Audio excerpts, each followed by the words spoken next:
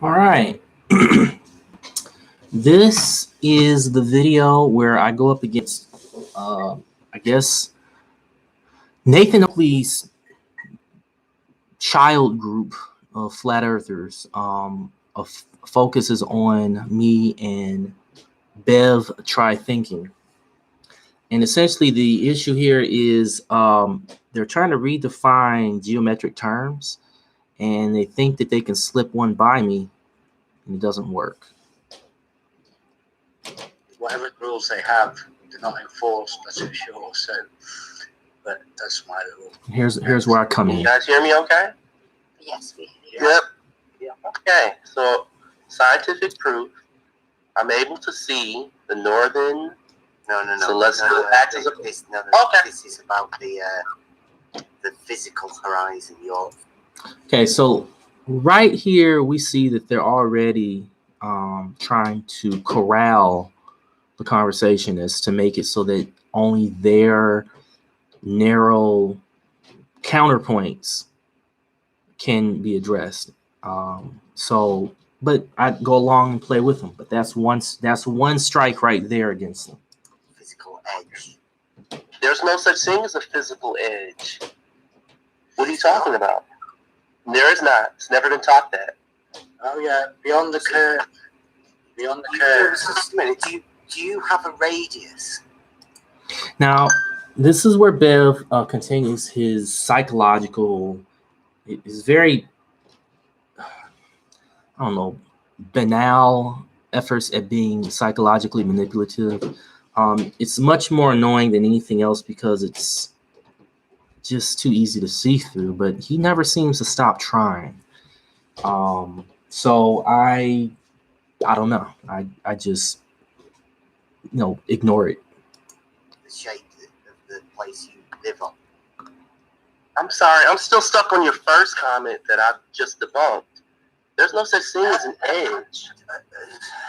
I can't go to the next point. Do you have a radius?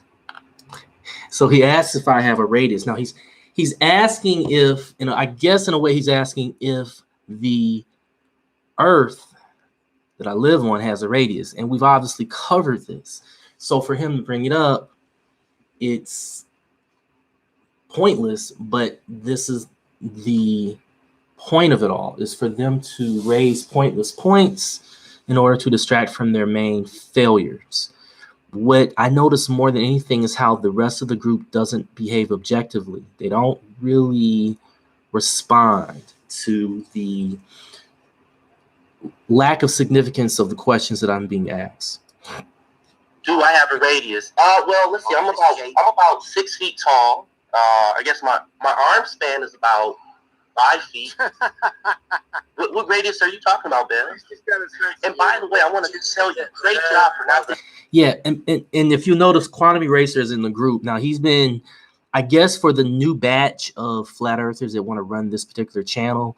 Quantum Eraser and Nathan Oakley are either being held back or they're not trying to come in so quickly. So I kind of taunt them right here. Watch. Being as much of a jerk as Nathan Oakley. Greatly appreciate that. Okay, I'm just going to jump in here and just say, can we please not do the tour? I will end up meeting everybody if there's loads of talking. Sorry, Emma. Sorry. It's all right. Thank you. Appreciate that. Thank you. So there's no physical edge. There is a distinction, which I guess you call that a physical. Can I finish my So that was 14 seconds before I was interrupted. point before I get interrupted? I don't know. Maybe I don't know the rules. I apologize. You know what? You go ahead and interrupt me. I apologize for not understanding the rules because I know I can break them. How do you not have a physical edge? Now keep this in mind. Bev is arguing against the notion. He's not trying to argue that we're arguing against the notion. He's insisting that he's like, how can this not be? So he's insistent that there's a physical edge. And this is where his argument falls apart. If you think you live on a shape. Does anybody else understand that question? No, I didn't. Yes, say so. I do. Okay, so if I live on a shape, which could be a square, a triangle, a If circle. you think about Do you if live on a square or a triangle? Do you? Is that No, I don't. What shape do you think you live on, please? I'm certain that I know that I live on a sphere. Right, now, does that sphere have a physical edge geometrically? No. No. Now you see how my personality, I used to be aggressive. I used to take aggressive tactics with these guys in order to feel them out, in order to ascertain their psychological boundaries, if you will, in debating, because they had an aggressive tactic with other people. And now I've understood pretty much all of their tactics. And so now there's a way to use the most brevity for the most impact. And they can't do anything. There's nothing they can do other than interrupt. Really? Are you sure? Hold on. Let me go get a ball. Let me look at this ball. And I'm holding this ball in my hand. I'm looking for that edge. Now, the surface of the ball could be considered an edge. Now, keep this in mind. I gave them that suggestion. The surface of the ball could be considered an edge, although that's absurd. But I was trying to give them a benefit of the doubt for their stupid argument. But watch how they respond. In relation to the three-dimensional space beyond it. But that's not the edge that you guys are talking about, is it? I don't know what edge it's your edge, man. See, he says, I don't know. So so at this point, he has denied his understanding of the edge to be the surface of the sphere. That is going to be important later. Watch. It's not my edge. You're the one talking about an edge. You're the one that asked. I didn't bring that up. You have a shape Surely you do. live on that you don't think has an edge. So what? So what? So what? Yes, so what? That's that. So what usually means that you said something that does not really have much meaning Okay. to Do you have anything of substance to add to that? Now, here's Emma trying to be, I suppose, she's playing the role of being a mature person, but she's being ignorant. Now, let's recap where we're at. We went through finding out what shape that we live on and if that shape has an edge. The shape is a sphere and there's no edge. And all the flat earthers are giving are cynicism, the incredulity and whatnot. They can't tell me where the edge is. So the constructive part of this conversation would be for them to tell me where the edge is on a sphere. And unfortunately, fortunately, they're not able to do that. But Emma, with her agenda-driven nature, is more about trying to make someone look, I guess, unsophisticated or inappropriate. That's kind of her angle of attack. So now watch as the conversation starts to turn into more of a debate about how much time I'm spending talking or who's interrupting who and all this other nonsense, because they've been debunked. That was the debunk right there. He's going to contradict himself. Remember, he did not know about an edge being on the surface of a sphere. That was his reaction earlier when I suggested it. Hey, you could consider the edge to be the entire surface of a sphere. And his response was, oh, I don't know about that. And no one else chimed in to say yes. Yes. The substance of what I wanted to add about the horizon is that the horizon is a distinction between the sky and the surface of the earth, which is viewed by an observer. Okay? And that distinction virtually moves along with the observer. Because, virtually means that because there's no physicality to the end of that line. In other words, there is no edge, there is no drop off.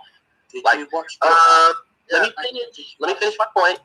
35 seconds I was interrupted. Okay. Since once you get to that, it's like a rainbow.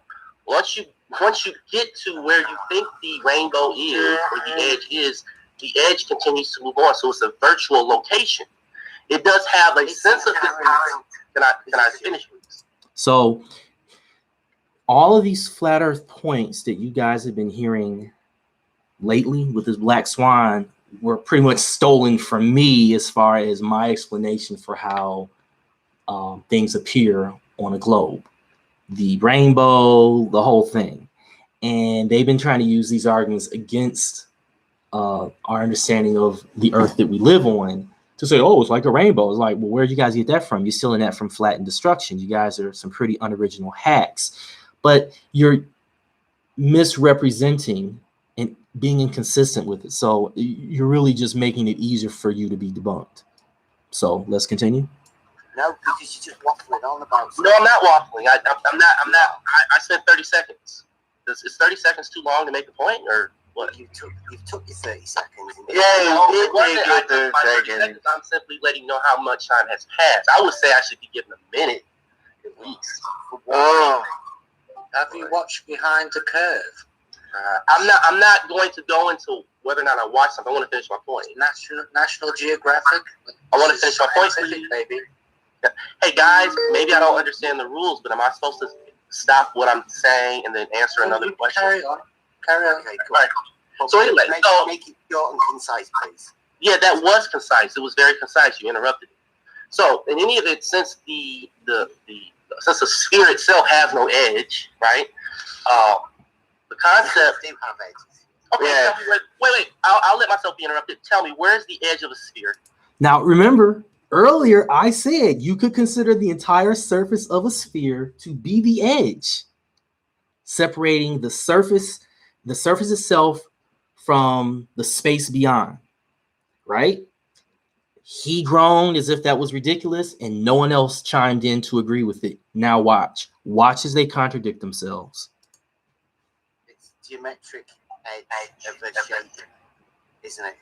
It's cool. Okay. So again, I'll ask a second time. Now I'm about to use the Oakley method on them. Watch how my voice changes, and I start, and this is my way of digging into them. It's like, slapping them with the back of their own hand. Perhaps you didn't hear me too clearly, and I apologize for me not being clear enough to ask my question. My question a second time: where is the edge of a sphere? All the way around the outside of it. And that's not an edge. If it's all the way around, that would not be considered an edge. An edge is a distinct line between one area and another. So look at how we both, like, I gave them an out early. I said, hey, it could be considered this. I was trying to say, so they knew they were being set up. And they didn't take the bait before. But now they want to take the bait now and say, oh, it's the entire surface of the sphere and all this other nonsense. So now they're stuck. And now watch as the beating really begins. And you see Oakley's dumb butt with a balloon in his face, looking like a moron. But this is just awesome. Go ahead. So obviously we don't know what the edge is. Flat Destruction, hold on. I'm just going to jump in and remind everyone, can we just, I know it's hard, but just let everybody finish, because nobody on YouTube can hear when everybody's talking over each other. Let's try again. Where's the edge of a sphere located? All the way around the outside. That's not an edge, okay? That is a surface. Define all the way around the outside is all surface. Okay, then watch this. If the edge is all the way around the outside of the sphere, then where's the surface of the sphere? All the way around the outside of the sphere too. So you're saying that the edge is the surface. If not, tell me what the difference is. Geometrically, tell me what the difference is between the surface of a sphere and the edge. That's semantics. And the collapse. There's the collapse. So, kids, I'm sorry, flat earther, debaters, and debunkers. Any human on Earth that's learning geometry, according to these buffoons, the edge is the surface of an object. That's flat earth stupidity for you. They walk right into the door. I just opened the door and they just walked right on through. So let's watch the crumbling, if you will, and then you're gonna see why they banned me from their group, their little motley crew. Maybe. Semantics. So now we're saying that the edge is the surface. But what we're not saying is that the horizon, if I'm standing on that sphere, that horizon is not the edge anymore, because you just described it. You just said the edge is all the way around the surface. It is the surface. So when I'm looking at the horizon, I'm looking at just one small sliver of your so-called edge. Apparently, in your world, literally, an edge isn't a line. It doesn't have a distinct quality. It is the entire surface of a sphere. So now it seems... No. Oh, please, go ahead. Sphere is your model. Doesn't matter. And Bev tries a psychology. There's his psychology. The sphere is your model. There's a psychological thing for that. It's where you try to put the onus on the person you're debating against. It's where you try to have the person focus on being on the defensive or feeling obliged to defend their position for any perceived absurdity. And Bev thinks that tactic works, like saying something is yours, like you own this. This is your, hey, and he did it earlier, didn't work. He's trying it now, it's not working. It's amazing. They practice more of the psychological tactics than they actually do the flat earth. And again, keep in mind how the rest of the room reacts. I'm describing a sphere. I haven't seen the Black Swan, have you? Hey guys, we're talking about basic shapes. We're not talking about movies, shows, and science fiction and all that other stuff. Basic shapes. This is a sphere. I'm looking at it in my hand, and you're telling me that the edge is all around the surface, that it is the surface. 360 degrees, the entire surface. Yes. That's nonsensical, but I'm going to play along. So now we go back. It is No. Yes. Hold on. Now we're going to go back to the original conversation about the horizon, because the horizon, when you're standing on a sphere, is not the entire surface all the way around. The horizon is the little sliver that you see from your perspective, from where you're standing, that distinguishes the surface of the sphere from everything else beyond it. No. Two different things. The sphere is yours, mate. No. The sphere is a real object. I'm holding a sphere in my hand right now. It doesn't matter if I think... No, at this point, it doesn't matter if I think that the earth is flat or if I know that the earth is round. What matters is we're discussing the shape of an object and how you define the terms that denote the properties, those physical properties. So you define the physical properties of a sphere to be, it's Everybody knows what a sphere is. But no one has ever said that the surface of the sphere is the edge. No one has ever said that. The last part is boats go over the edge. Have you not watched the curve?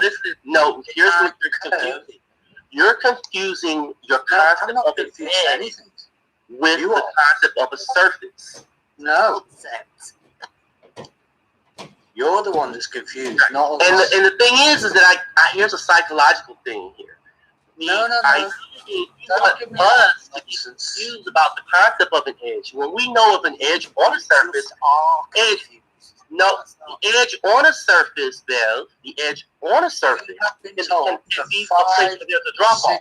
Listen for a moment, guys. You see how they keep cutting me off?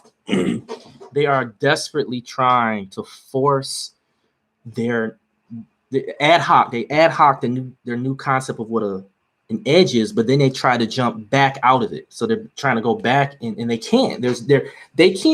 They can't argue about the edge being the horizon anymore, because they've defined the edge being the entire sphere itself, the surface of the sphere itself. So they're literally like flapping back and forth, and they don't know which way to go, because I keep corralling the argument down a consistent logic. If this is this and this and this, and all they can say is no. And that's another part of the psychology. Notice the arrogant, smug, and that smugness is the key. That smugness where they can lie and use a smug way of speaking to lie and to project their personality on that lie to maybe have viewers trust them, just trust them implicitly to say, you know, they're so sure of themselves, they've got to be right, but they're not. And that's what I'm about in this. The conversation is easy for me to debunk their BS or their inconsistencies with terms, but it's the psychology of how they interact. Watch how this conversation changes and it becomes an attack on my personality, or it tries to make me look, inconsistent or something. But it's like random words coming out of their mouths. Watch. Hey, Bulldog, you're violating the rules. Bulldog, you're violating the rules. Hey, Emma, why don't you help Bulldog obey the rules? So a drop off. Excuse me, I don't need people being condescending to me. You can hear what is wrong with my voice. I don't know about condescend. I just know the Bulldog was violating the rules and no one was enforcing them. So I think that you're starting to hang on a minute, guys. This dude is now railroading over everybody else. I want to ask you one question. Stop. Let me ask you one question.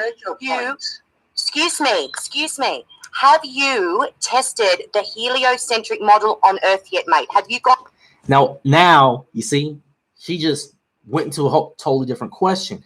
Earlier, when we first started, I wanted to talk about the star position in the sky, but we're not talking about that. Now she wants to talk about the heliocentric model, which is what I had started out wanting to talk about. But more importantly is her irritation, that the fact that she feels like I'm railroading her, whereas at no point have I been given a coherent point with a coherent response. I've been constantly interrupted. And even when I've been given an answer, the coherency of the answer is just ridiculous. There's no coherency to the answer. So what they are practicing is rhetoric. These are different rhetorical devices that they use in a way to convince person that, hey, it's raining when they're peeing, And so now the whole thing falls apart. I've pretty much done everything I need to do, and now she wants to meander into other topics. Gone and done that, because that is the whole purpose of us being here. Now watch how concisely I answer her question. Have I tested the heliocentric model? Go. That's what flat earthers do. Yes, I've tested it. And notice I don't say anything else. Did you test the heliocentric model? Yes, I've tested it. And then that pause, those pauses are what they hate. Those pauses, that silence is what just destroys them. So you would know that there. Hang on. No. So he would know that there's no 8 inches per mile squared. If you've gone out and tested the model, you know it's incorrect. Why are you here? 8 inches per mile squared isn't the heliocentric model. Yes, it is, darling. No, it's not. It is a calculation that's used to help military determine trajectories of artillery. Right. So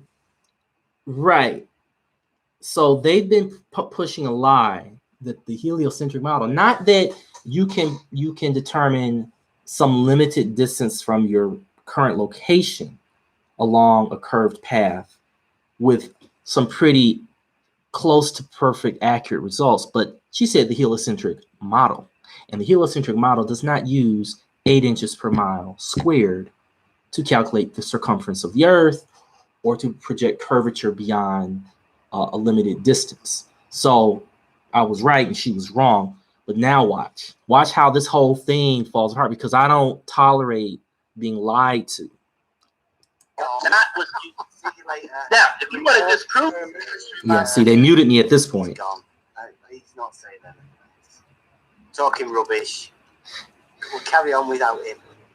Now they're going to carry on without me, and here's where I really want to get into the debate. This is where this is like the other half of the debunking. So let's hear them out. Let's hear their, I guess, ruse of a response.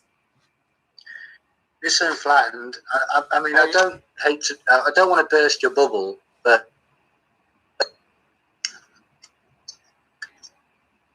sorry. I mean, I don't know if anyone can hear me or if I'm. Yeah. I've muted him. Well, it comes back down to basics, doesn't it? Okay, 5-6 years we've been arguing, or they've been arguing that boats go over the horizon, over a physical edge, therefore they disappear bottom up. No, that's not what we've been arguing. Even if we have said physical edge, we were referring to the fact that there is a physical curve that shows up in relation to the observer. But we're certainly not speaking of any kind of drop off or any kind of change, abrupt change in elevation or shape. Once it's impossible. I mean, it's physically impossible that you could have a horizon that has a physical edge, and one person is on one perspective seeing the boat go over the horizon, and someone else is on another perspective seeing the boat go across the horizon. It's the same boat, same time, same object from two different perspectives. So this is idiotic, and it's a semantic game, which is ironic because earlier they said the difference between a surface and an edge is semantics.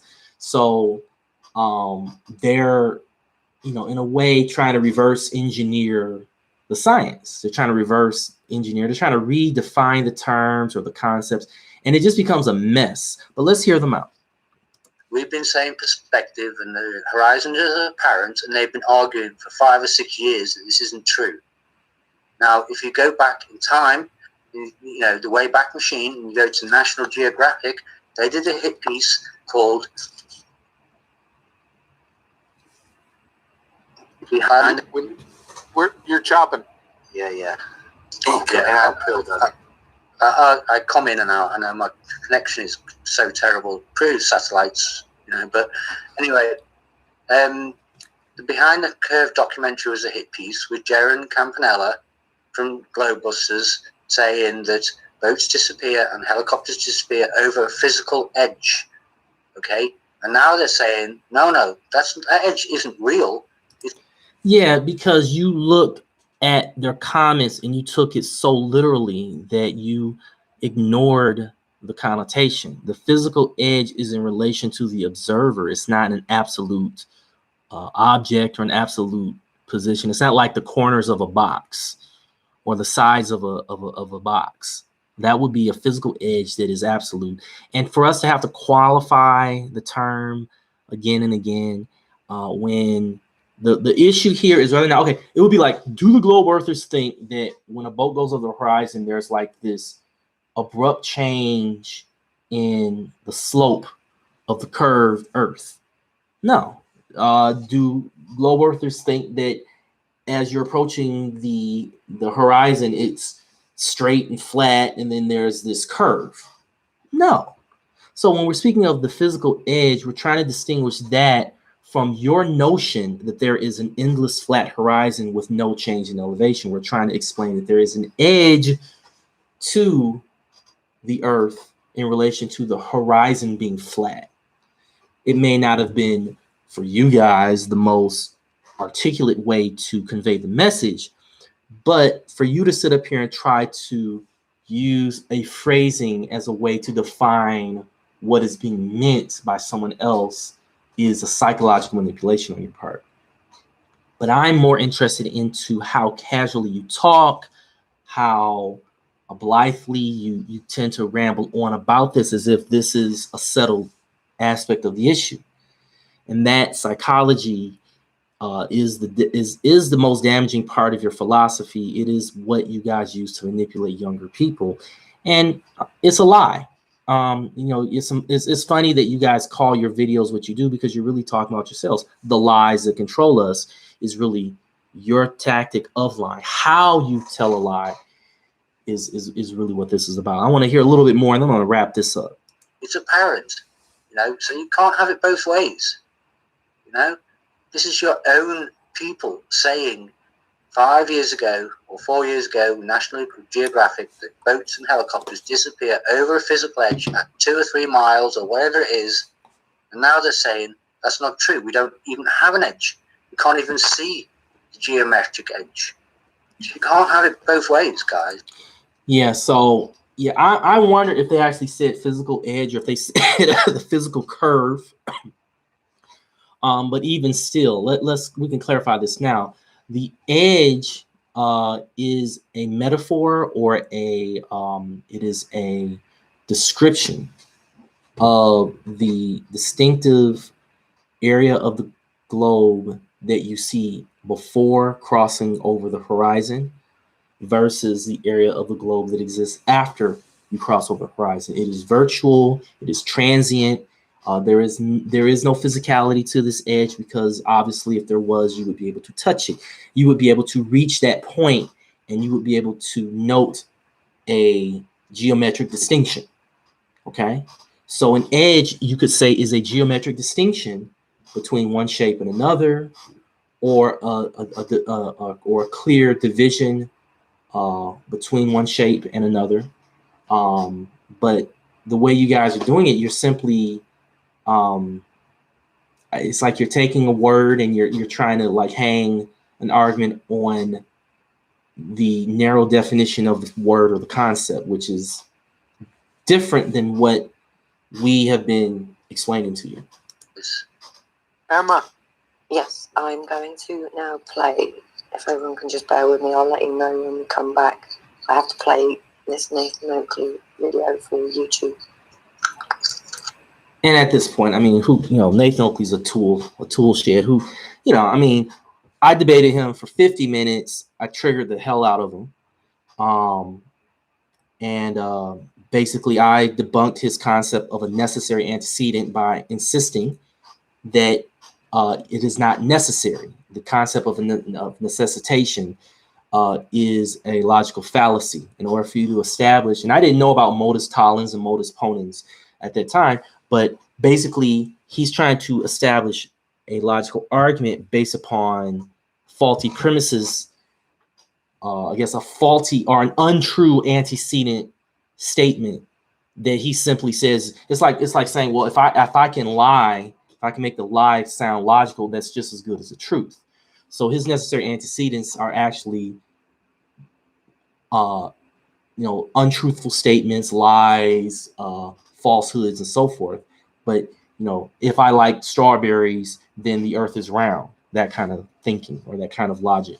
So yeah, no, Nathan is a nobody. So we've done this. We've completed the debunking of the Emma Bev try thinking nonsense, and I will always invite Nathan Oakley and Quantum Eraser to a one-on-one or two-on-one, but I would have to prevent them from pressing the mute button on me while they dominate the conversation, and they would have to accept my terms as far as being able to be free to bring up a topic, because every time I bring up the topic of the star formations in the sky, they say, oh no, we're not going to talk about that. So debunking completed.